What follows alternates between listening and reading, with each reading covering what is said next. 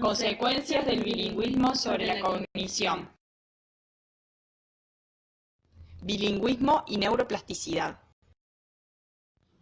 Si bien en la infancia temprana, en especial durante los 2 primeros años de vida, el input lingüístico es determinante para el desarrollo del lenguaje. La experiencia tiene el poder de modificar aspectos estructurales y funcionales del cerebro con consecuencias cognitivas y conductuales. Esto quiere decir que el cerebro puede cambiar a lo largo de toda la vida. La plasticidad cerebral es el desarrollo de cambios estructurales y funcionales en respuestas a estímulos, a la experiencia conductual y a las demandas cognitivas que promueve la adaptación de los individuos al entorno social. A la luz de la evidencia actual, se puede proponer que el bilingüismo representa una especie de gimnasia cognitiva que incrementa el rendimiento intelectual y académico. Las funciones ejecutivas son el dominio cognitivo más beneficiado por la experiencia lingüística dual.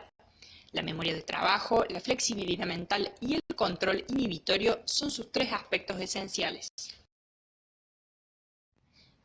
En el popular modelo de Baddeley, la memoria del trabajo comprende varios componentes, donde el ejecutivo central funciona como un mecanismo de control atencional que coordina la actividad entre otros componentes subordinados. El bucle fonológico es el encargado de manejar la información codificada verbalmente mediante un almacén fonológico y un proceso de ensayo subvocal. Por otra parte, el cuaderno visoespacial cumple funciones análogas, pero con base en estímulos visuales. Por último, el buffer episódico es una interfaz entre los últimos 2 componentes y la memoria a largo plazo. La flexibilidad mental o cognitiva es la habilidad para adoptar un tipo de razonamiento y cambiarlo en función de la tarea o del entorno. El control inhibitorio se refiere a la capacidad de suprimir las respuestas motoras o cognitivas, dominantes o automáticas, para dar otra respuesta más apropiada. Se distinguen 2 aspectos funcionales dentro de este control. En primer lugar, la habilidad de suprimir respuestas dominantes que pueden ser automáticas, gratificantes o incitadas por el contexto. Por otro lado, se encuentran los mecanismos inhibitorios, que se activan en situaciones donde existe información perceptual distractora que debe ser ignorada para poder concentrarse en información menos saliente. ¿Cómo evaluamos las funciones ejecutivas? Para evaluar la memoria de trabajo es común emplear tareas de retención de dígitos o de letras. El experimentador recita una lista de ítems y le pide al sujeto que los repita inmediatamente. El nivel de dificultad de la tarea aumenta a medida que el participante completa listas exitosamente.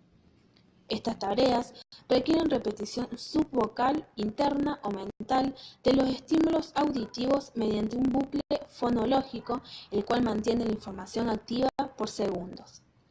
Este mecanismo permite retener la información en la memoria verbal de corto plazo.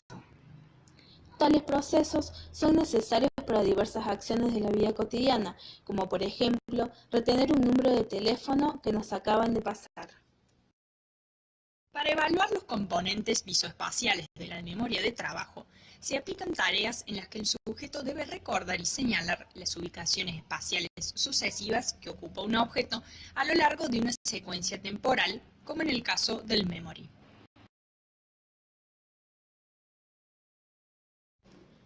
Tareas para evaluar la flexibilidad mental. Para evaluar la flexibilidad cognitiva del niño en edad infantil, se suele emplear la prueba A-No-B, popularizada por Piaget. En esta tarea, el experimentador esconde un objeto en un lugar determinado, ubicación A, y deja que el niño lo halle. Luego, lo esconde en otro lugar, ubicación B, y le pide al niño que lo busque. Generalmente, los niños en edad infantil insisten en buscar el objeto en la ubicación A, incurriendo en el error A-No-B. Este error se produce cuando los niños carecen de la flexibilidad necesaria para desplazar su foco atencional de la primera a la segunda ubicación. En cambio, en niños más grandes se evalúa mediante el Wisconsin Card Sorting Test, en el cual se presenta un mazo de cartas con formas geométricas que se distinguen en función de 3 dimensiones: color, forma y número de la carta. La tarea es determinar la regla según la cual el sujeto debe categorizar las cartas. Cuando el sujeto logra cierto número de respuestas correctas, debe cambiar la regla y categorizarlas con base en una nueva dimensión. Este test permite medir la flexibilidad y las habilidades inhibitorias. La inhibición de respuestas se suele evaluar mediante la prueba Go-No-Go basada en los trabajos de Luria. El sujeto debe producir una respuesta motora simple ante la presentación de un estímulo Go, pero debe abstenerse de contestar ante otro estímulo el estímulo No-Go. En este caso, debe hacer clic cuando aparezca la manzana y no cuando aparezca un objeto similar.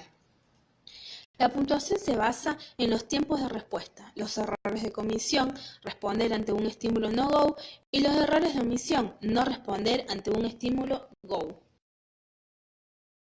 Otra tarea que se utiliza para evaluar la supresión de interferencias es el test de Stroop, en el cual se presentan unas palabras que denominan colores escritas en una tinta de otro color, y el sujeto debe nombrar el color de la tinta reprimiendo la información léxica de las palabras. Impacto del bilingüismo sobre las funciones lingüísticas y ejecutivas en la infancia temprana y niñez. Varios estudios han demostrado que las habilidades perceptuales auditivas se ven desarrolladas en los bebés bilingües ante la necesidad de manejar múltiples lenguas. Por ende, estos desarrollan ventajas cognitivas de largo plazo en dominios extralingüísticos. Por otra parte, los monolingües pierden esta capacidad alrededor de los 10 meses. Otra habilidad en los prehablantes se demostró en un estudio realizado por Kovacs y Meller ante un grupo de bebés bilingües y monolingües. Los experimentadores presentaron estímulos verbales o auditivos que indicaban la aparición de un juguete. Primero, los estímulos se presentaban en el mismo lado de la pantalla y ambos grupos aprendieron a predecir la ubicación de ese objeto. En la segunda parte de la tarea, las reglas se cambiaron e indicaban la aparición en el lado opuesto de la pantalla. En esta tarea, solo los bebés bilingües lograron suprimir rápidamente su orientación visual hacia la primera posición y aprendieron a redirigir anticipadamente su mirada para buscar la recompensa. Los resultados sugieren que la exposición simultánea a dos idiomas puede optimizar el control cognitivo incluso antes del desarrollo del habla. Cuando los niños ya poseen la capacidad del habla, desarrollan habilidades metalingüísticas, es decir, que poseen la capacidad para reflexionar conscientemente sobre la naturaleza del lenguaje. Se ha demostrado que estas habilidades metalingüísticas contribuyen significativamente al proceso de alfabetización y al aprendizaje de la lectura. Nos referimos a una conciencia sintáctica, morfológica y fonológica. La conciencia sintáctica se refiere a la capacidad de identificar construcciones gramaticales correctas e incorrectas. Ellen Bialystok evaluó la conciencia sintáctica comparando 3 grupos de niños: monolingües, bilingües y en proceso de aprendizaje de una L2. La tarea que les presento fue el problema Sun-Moon de Piaget. Se les explicó a los niños que supongan que todo el mundo decidió referirse al sol con la palabra luna y a la luna con la palabra sol. Se les preguntó, ¿qué estaría en el cielo cuando te acuestas para dormir en la noche? ¿De qué color estaría el cielo entonces? El éxito de la respuesta depende de la capacidad de focalizar la atención en las palabras, disociándolas de sus respectivos referentes y representaciones conceptuales. Tuvieron un mejor desempeño el grupo de bilingües y el de aquellos que estaban aprendiendo una L2. Para evaluar la conciencia morfológica, es decir, el conocimiento y la manipulación de las formas de las palabras, se realizan pruebas de detección de errores gramaticales. Cuando se presentan frases con significados, tanto bilingües como monolingües detectan el error. Sin embargo, cuando la violación es semántica, los bilingües responden más rápidamente ante el error. Al transferir su conocimiento lingüístico entre ambas lenguas, el niño gana cierta conciencia sobre las reglas convencionales que las estructuran. La conciencia fonológica ha alcanzado resultados menos consistentes que las demás. Sin embargo, se destaca por cumplir un rol clave en el proceso de la lectura. Las tareas de segmentación fonética incrementan la competencia en los niños bilingües por la similitud entre su L1 y su L2. En cambio, los niños bilingües que manejan lenguas con diferentes topografías exhiben incluso menor competencia que los niños monolingües. No hay un método claro para examinar el desarrollo lexical en niños bilingües. Lo que sí se puede decir es que para los niños que aprenden una sola lengua, cada concepto está asociado a una sola palabra. En cambio, los bilingües son capaces de comprender y producir equivalentes de traducción desde etapas tempranas. Quienes estudian las funciones ejecutivas en la niñez se preguntan si la exposición a dos o más lenguas afecta aspectos extralingüísticos de la cognición. Los bilingües no difieren de los monolingües en tareas de control o inhibición conductual. Sin embargo, evidencian ventajas cuando la tarea exige focalizar la atención para seleccionar información específica ignorando distractores. En la tarea de Simon Dai-Nash-Strup Task, los niños bilingües desarrollan dos tipos de control inhibitorio. Uno que permite concentrar los procesos atencionales para resolver el conflicto entre ítems con información conflictiva y otro que permite inhibir respuestas dominantes para ajustar la conducta a las exigencias de la tarea. Por otra parte, la evidencia actual no permite alcanzar conclusiones sólidas acerca del efecto del bilingüismo infantil en la memoria de trabajo. No obstante, existen investigaciones que sugieren una ventaja de estos en la tarea de memoria de trabajo visoespacial como las trabajadas anteriormente.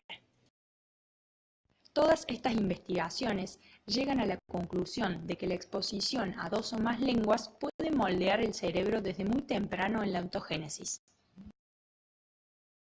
Una vez concluidas las referencias a la niñez, desarrollaremos el impacto del bilingüismo sobre las funciones lingüísticas ejecutivas durante la juventud y adultez. La evidencia acerca de los efectos del bilingüismo sobre el control cognitivo en jóvenes adultos no son muy consistentes, seguramente debido a que una gran cantidad de estos estudios experimentales se realizan en jóvenes en un periodo del desarrollo en el cual tienen un desempeño cognitivo óptimo. Por lo tanto, las diferencias entre monolingües y bilingües son menores y más difíciles de detectar. Al igual que con los jóvenes, los hallazgos sobre los efectos del bilingüismo en la mente adulta son menos robustos que los encontrados en los niños.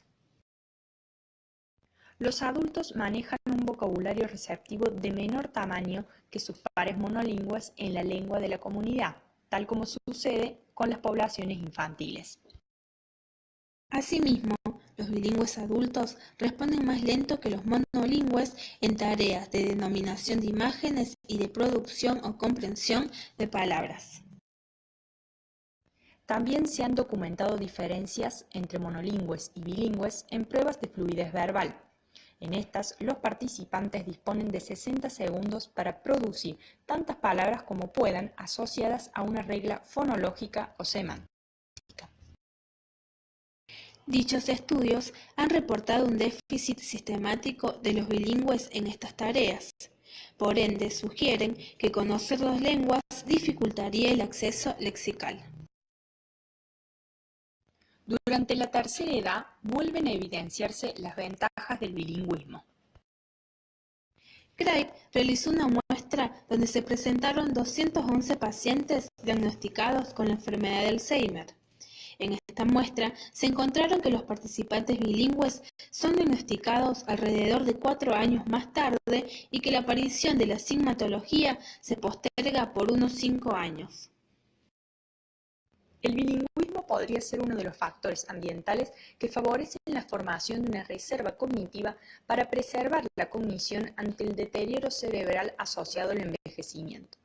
Se documentan diferencias estructurales y funcionales entre el cerebro de los monolingües y los bilingües. Por ejemplo, estos últimos presentan una mayor integridad de la materia blanca en el cuerpo calloso y otras regiones corticales.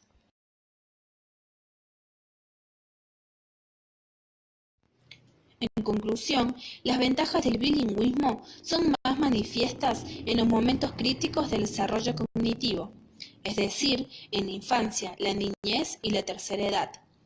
Durante la adultez y particularmente en adultos jóvenes, estos beneficios son menos potentes porque durante este periodo crítico del desarrollo del control cognitivo, las funciones ejecutivas alcanzan un rendimiento máximo.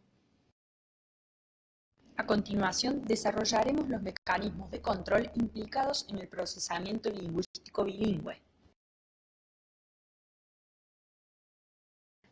Varios hallazgos sugieren que las distintas lenguas se activan en conjunto independientemente del contexto lingüístico, de la situación o de la tarea.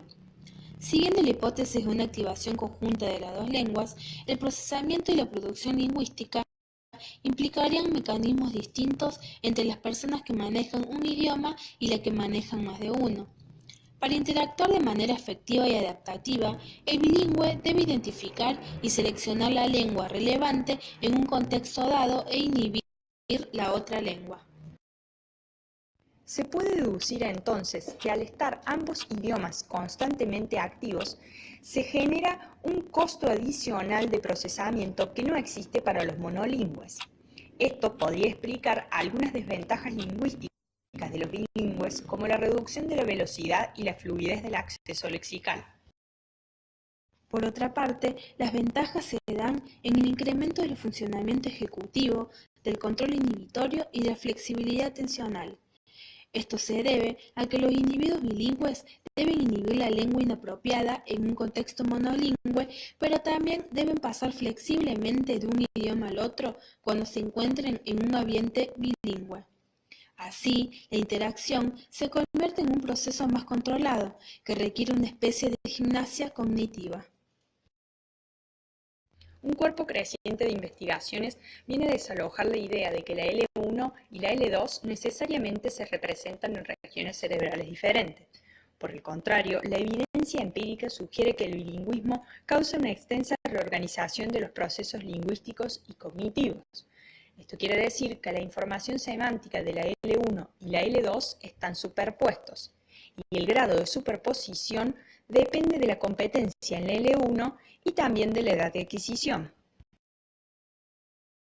Varios estudios realizados demuestran que el procesamiento y la producción bilingües también moldean anatómicamente el cerebro en función de la experiencia. En cuanto al estudio de las alteraciones funcionales, se utilizaron unas técnicas de neuroimagen, donde los participantes, adultos monolingües y bilingües tempranos, realizaron una tarea semántica en un contexto monolingüe o bilingüe. En el contexto monolingüe, ambos grupos mostraron una activación similar del área de Broca, pero los bilingües presentaron mayor intensidad de activación en la corteza frontal inferior y en áreas de la corteza prefrontal dorsolateral implicadas en la memoria del trabajo y la atención. La experiencia de controlar y monitorear dos lenguas esculpe el cerebro modificando su estructura. Aprender una L2 incrementa la densidad de la materia gris en la corteza parietal inferior izquierda, y la edad de adquisición y el nivel de competencia en L2 modulan el grado de reorganización estructural observado en esta área. Por su parte, la materia blanca, que tiende a degradarse durante el envejecimiento, preserva la integridad en los adultos mayores bilingües. García Penton habla de la existencia de dos redes estructurales más conectadas por la materia blanca en los bilingües que en los monolingües. Una de esas redes incluye la corteza frontal izquierda y la corteza parieto-temporal, mientras que la otra incluye el lóbulo occipital izquierdo, la corteza parieto-temporal y la circunvolución frontal superior derecha.